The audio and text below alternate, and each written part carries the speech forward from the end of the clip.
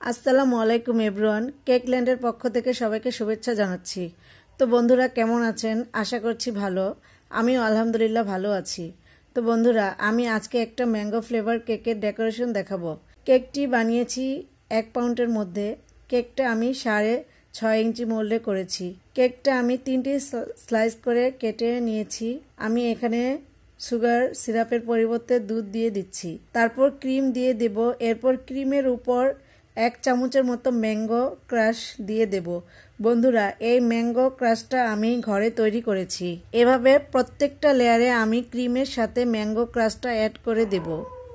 এবার কেকটাকে ফিনিশিং দিয়ে দেব। বন্ধুরা, এটা কোনো অর্ডারের কেক ছিল না, এটা আমার ঘরের জন্য বানিয়েছি, তাই ডেকোরেশন নিয়ে কোনো টেনশন নাই। তবে আমার ছোট ছেলের সবসময় একটা কমপ্লেন থাকে যে, আম্মু তুমি সবসময় অর্ডারের কেকগুলো এত সুন্দর করে বানাও, আর বাসার জন্য যখন বানাও তখন এমন পচা করে ডিজাইন বানাও কেন?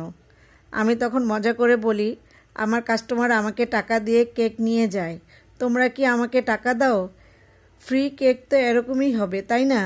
তখন আমার ছেলে মুচকি হাসে। আসলে আমরা যারা কেকের বিজনেস করি তারা সবাই মনে হয় এরকমই, কাস্টমারদেরকে নিজের সর্বোচ্চ দিয়ে বেস্ট দেওয়ার চেষ্টা করি। তো বন্ধুরা, কেকের ফিনিশিং দেওয়া শেষ। আমি কেকের উপরে ম্যাঙ্গো ক্রাশ দিয়ে দেব। এখন একটি 2D নজেল দিয়ে রোজ বানিয়ে নেব। এবার উপরে কিছু হোয়াইট চকলেট চিপস এবং কিছু স্প্রিঙ্কল দিয়ে দেব।